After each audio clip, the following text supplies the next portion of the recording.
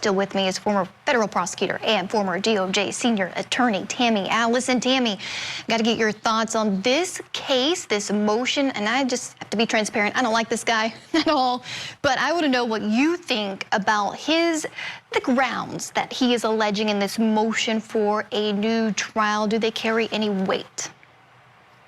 You know, it always carries weight, especially if there are procedural flaws in the trial. So yes, I understand a lot of people don't like him. And, you know, I was on with Michael when we first covered this story a couple of months ago. And, you know, I discussed with Michael how I watched 90 Day Fiancé. And, you know, Mr. Paschal was very open and honest on that show about his prior convictions, but he only really talked about the drug trafficking conviction.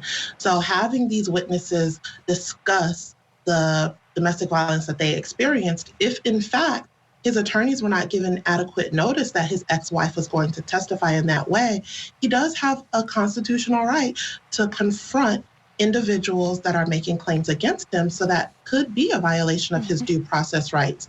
So I always tell people, as a federal executive clemency expert, that exhausting all of the remedies before the judiciary is what you want to do before applying for clemency. And in this situation, 18 years for this type of charge, it does kind of seem a little excessive, honestly. But when you take into consideration that he does have prior convictions, that's probably what the judge is basing this sentence off of. But the fact that there's no possibility of parole as well, his attorneys are doing what they're supposed to do. A good defense attorney is going to appeal a sentence post-conviction, and they're going to find procedural flaws, which is the best way to do it, because here he took the stand in his own defense, so they can't really talk about anything substantive. So procedural flaws, including a violation of his due process rights, is what a good defense attorney would do. Right, it makes sense. And I do remember your exchange with Michael. You were a super fan of 90 Day Fiancé. I forgot about that. I have not watched the show, so, but I have kept up with this. And you brought up the due process violation. That's a great ground. In fact, let's take a listen to that sentencing when his defense team did make that objection for the record. Sentencing. Under the 5th and 14th Amendments, we're saying he would be denied substantive and procedural due process. In what way? We have no time to investigate the conduct since we received it last evening at approximately 9:15.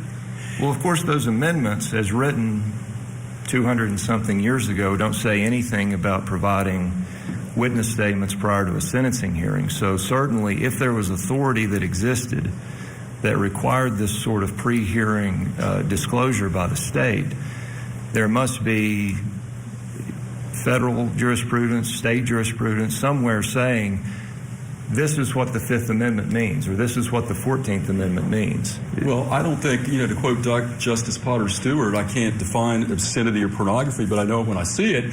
I know what a fair trial and due process, whether it's procedural or substantive, is. And basically, it's very simple. A due process analysis under the 5th and 14th Amendment in state and federal jurisprudence basically means that a defendant, a citizen accused, has the right to fundamental fairness.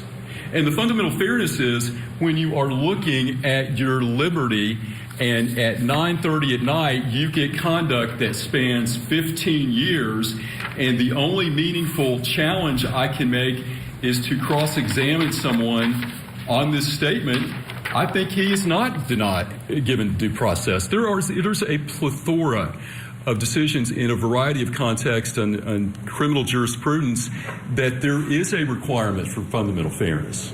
Sure, there's a requirement for fundamental fairness, but again, we've been doing this for over 200 years. I can't imagine if there was authority that compels the state to give this pre-hearing disclosure of a statement of this nature that would actually go above and beyond what the rules of criminal procedure would require at a trial.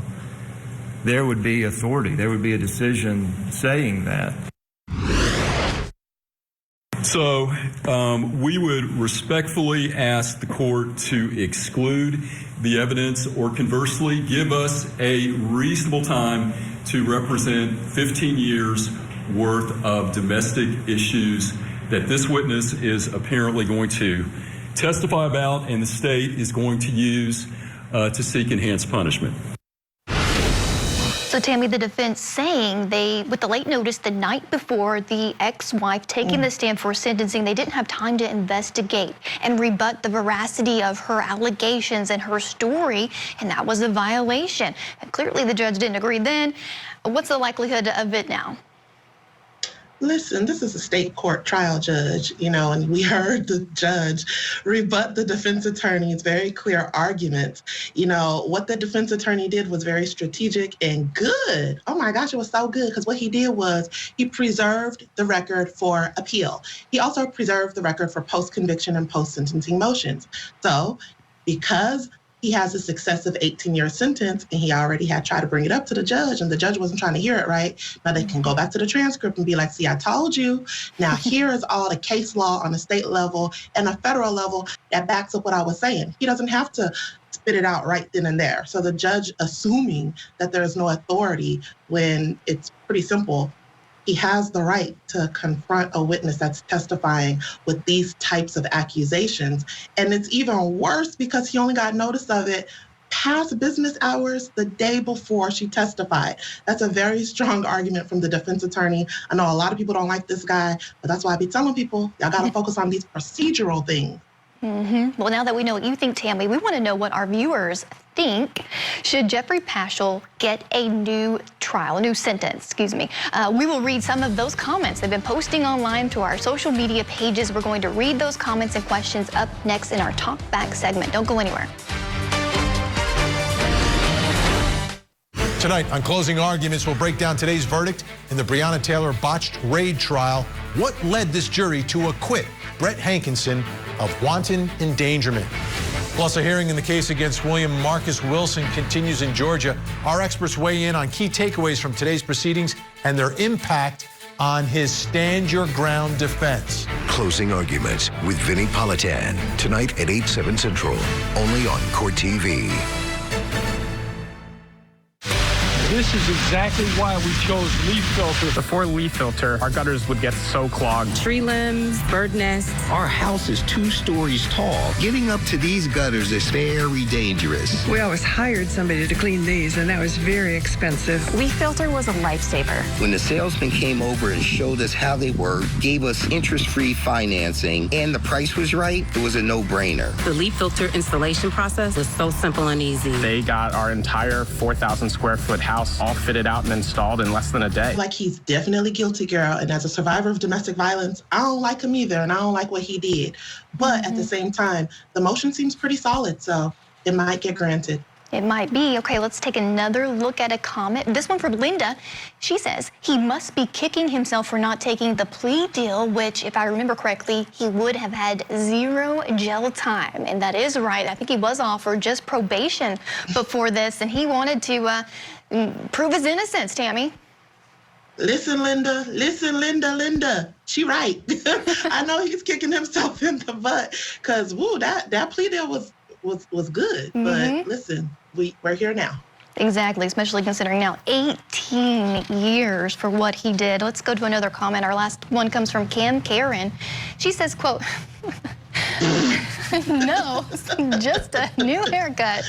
Oh, I kind of agree with you there, Cam. There was a big difference from the trial and his haircut to what we were seeing there. Sentencing, maybe they don't have scissors in county jail? I don't know, Tammy, but definitely a transformation in his look. Yeah. He might be pulling a Tammy, he wants to switch it up for a little razzle-dazzle, Exactly. He's going to need to razzle-dazzle this judge for sure, who really didn't see him on his side. I mean, the judge was very harsh. He even said he was sadistic in his behaviors and what he had to listen to with evidence come in, and he really did go hard on him for this sentence. The maximum, though, Tammy, would have been 20 years instead of 18. So we shall see. Again, that hearing April 14th. Thank you, Tammy, for being with me this evening so much. We really enjoyed it. Hopefully we'll see you on soon. Again, I'm Chanley Painter, and of course it's been a pleasure being with you. Don't